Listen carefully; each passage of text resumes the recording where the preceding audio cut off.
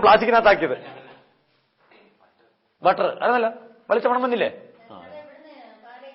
ഇപ്പൊ ഞാൻ നേരത്തെ പറഞ്ഞല്ലോ ചവനപ്രാശത്തിന്റെ അല്ല പിന്നെ ദശമൂലാരിഷ്ടത്തിന്റെ കഥ പറഞ്ഞാണ്ടാ ഉണ്ടാക്കാൻ പറ്റുമോ? ഒക്കൂല. ജീരകാരിഷ്ടം ഉണ്ടാക്കാൻ പറ്റും. ഇതൊഴിച്ച് ജീരകം ഉണ്ടാക്കി കാരിഷ്ടം ഉണ്ടാക്കി തന്നാൽ എങ്ങനെ ഇരിക്കും? ഈ എസൻസ് ഒഴിച്ചാണ് ജീരകം ഉണ്ടാക്കിക്കൊണ്ടുവരുന്നത്. മനസ്സിലായി കാണും. ചാരായം ഉണ്ടാക്കിക്കൊണ്ടുവന്ന് കുടിപ്പിക്കുകയാണ്. 2, ഒരു കഷായങ്ങളും ഇന്നുണ്ടാക്കിയാൽ നാളെ നേരം വെളുക്കുമ്പോൾ വലിച്ചു പോകും. നമ്മളൊരു ജീരകവെള്ളം ഉണ്ടാക്കി വെച്ച് കഴിഞ്ഞാൽ രാവിലെ ഇട്ടാൽ വൈകുന്നേരം വലിക്കും. ഒരു ഏതെങ്കിലും ഒരു വസ്തു ഒരു വെള്ളത്തിലിട്ട് തിളപ്പിച്ച് അതിന്റെ സത്തെടുത്തിട്ട് ഊറ്റി കുടിക്കുന്നതിന്റെ പേര് കഷായം. അപ്പൊ നിങ്ങൾ കുടിച്ച ജീരകവെള്ളം എന്താണ്? ജീരക കഷായമാണ് കുടിച്ചത്. അത് നിങ്ങളുടെ വീട്ടിൽ ഒരു ദിവസം ഇരിക്കത്തില്ലെങ്കിൽ ഈ അങ്ങാടിക്കരയിൽ 10 വർഷം ഇരുന്നിട്ട് എന്തേ കേടാവാത്തത്? ഈ ഇരിക്കുന്ന കഷായങ്ങൾ മൊത്തവും പ്രിസർവേറ്റീവ്.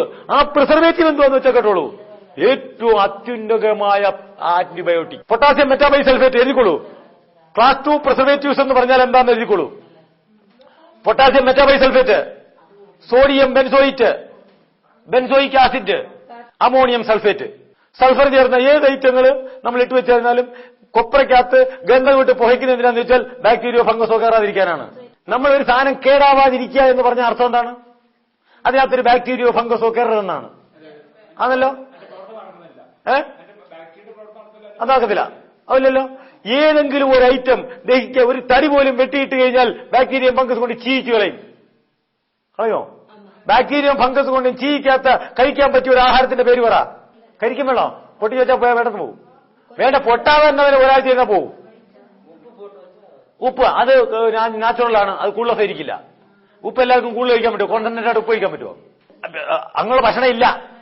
അപ്പൊ അങ്ങനെയുള്ള സാധനമാക്കി മാറ്റി വെച്ചിരിക്കുക എന്ന് പറഞ്ഞു കഴിഞ്ഞാൽ ഒരു ബാക്ടീരിയ ഫംഗസും കയറാതെ മാറ്റി വെക്കുക എന്ന് പറഞ്ഞ അർത്ഥം ആ സാധനം ദഹിക്കാത്തത് എന്നാണ്. ഈ സാധനമാണ് അതിനകത്ത് ഇട്ടിരിക്കുന്നത്. ഈ സാധനം എന്ന് പറഞ്ഞാൽ ആന്റിബയോട്ടിക്. ആന്റിബയോട്ടിക് ഗുളികകൾ അലോപ്പതിക്കാരൻ ആന്റിബയോട്ടിക് ഗുളിക തരുമ്പോൾ വിറ്റാമിൻ ഗുളികയും കൂടെ തരുന്നുണ്ട്. എന്തിനാണെന്നറിയോ? ഇത് കഴിക്കുമ്പോൾ ആദ്യം പോയി അടി കൊടുക്കുന്നത് നമ്മുടെ ദഹനപ്രക്രിയ സഹായിക്കുന്ന 2 ലക്ഷത്തിൽ പരം ബാക്ടീരിയകളും ഫംഗസും ഈ അന്നനാളത്തിൽ കിടപ്പുണ്ട്. അവൻ ചെന്ന് ആദ്യം അടി കൊടുക്കുന്ന അവനെയാ. ആര്? നമുക്ക് വേണ്ടുന്നവനെ. പിന്നാണ് അവൻ മറ്റേ വാണുവിനെ അടിക്കത്തുള്ളൂ. പാവങ്ങളെയാണ് ആദ്യം അടിക്കുന്നത്. അപ്പൊ പിന്നെ നമ്മുടെ ദഹനം നടക്കാത്തത് കൊണ്ട് തൽക്കാലത്തേക്ക് നമ്മൾ ജീവൻ നിലനിർത്താൻ വേണ്ടി കൊടുക്കുന്ന സാധനമാണ് ഈ വിറ്റാമിൻ ഗുളികകൾ. മനസ്സിലായോ? അലോപ്പതിക്കാരനൊന്നുമില്ല, അത്രയെങ്കിലും ചെയ്യുന്നു. ഈ ആന്റിബയോട്ടിക് ഇട്ട് കൊടുക്കുമ്പോൾ എന്തോ സംഭവിക്കുന്നു എന്ന് പറഞ്ഞാൽ, ഇത് കൊടുക്കുമ്പോൾ, ഇതുകൊണ്ട് കഷായം കഴിക്കുമ്പോൾ കുട്ടികൾക്ക് ഉള്ള ദഹനം കൂടെ പോവാണ്. ദഹനം നടക്കാതെ ഒരാഹാരം നമ്മുടെ ഉള്ളിൽ പോവില്ല.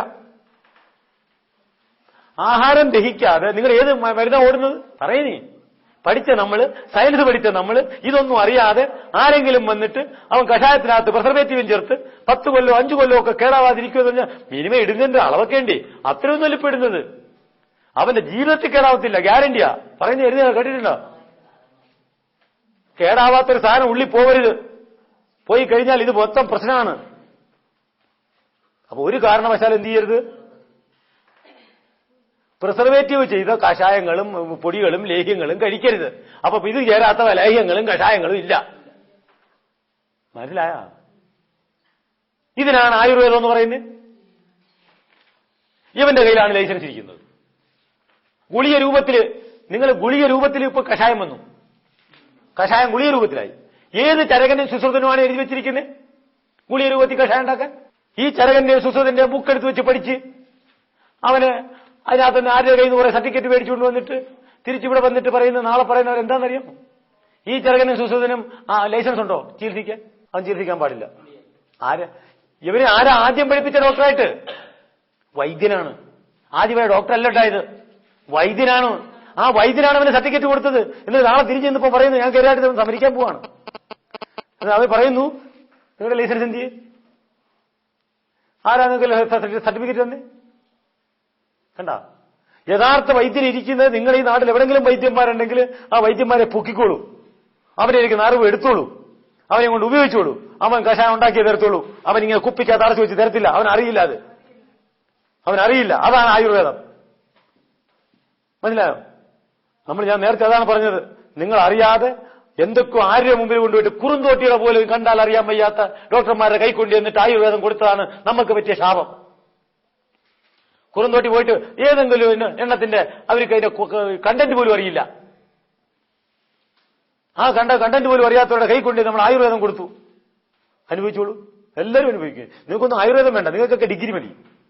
നമ്മൾ ഏത് ലെവലിലാണ് നിങ്ങൾ ഡോക്ടറെ കാണുന്നത് ഞാൻ ആദ്യം പറഞ്ഞ ഓർമ്മയുണ്ട. വലിയ ബിൽഡിങ്, വലിയ 50-40 ലക്ഷത്തിന്റെ കാറ്, പിന്നെ വലിയ പെര, പിന്നെ വലിയ കസേര, കറങ്ങനെ ആയിരിക്കണം. ചിന്തിക്കാനറിയണമെന്നൊന്നും നിങ്ങൾക്കറിയണ്ട.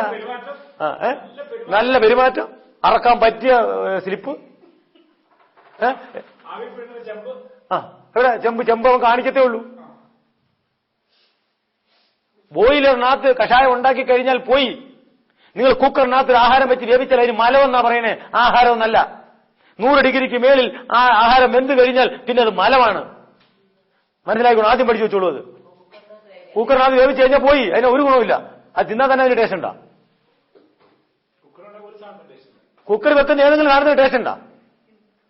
അതേപോലെ 100 ഡിഗ്രിക്ക് മേളിൽ ഏതൊരു ആഹാരം വേവുന്നു, ആ വെന്തത് ഇത്രയും മലമാണ്.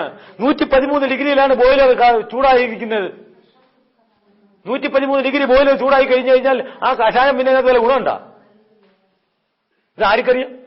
പക്ഷേ ഞങ്ങൾ പറഞ്ഞ ആരും കേൾക്കൂല. കേൾക്കുവോ? എന്റെ കാര്യം സർട്ടിഫിക്കറ്റ് ഇല്ല. ഫ്രിഡ്ജ് ഒരിക്കാൻ അങ്ങനെ പറ്റുമോ? നേരത്തെ പറഞ്ഞില്ലേ, തണുത്ത സാധനങ്ങൾ ഒരിക്കാൻ പാടില്ലല്ലോ. അത് നേരത്തെ പറഞ്ഞു കഴിഞ്ഞു. ഫ്രിഡ്ജിന്റെ പ്രശ്നമേ തീർന്നു കഴിഞ്ഞു. വിജയില്ല.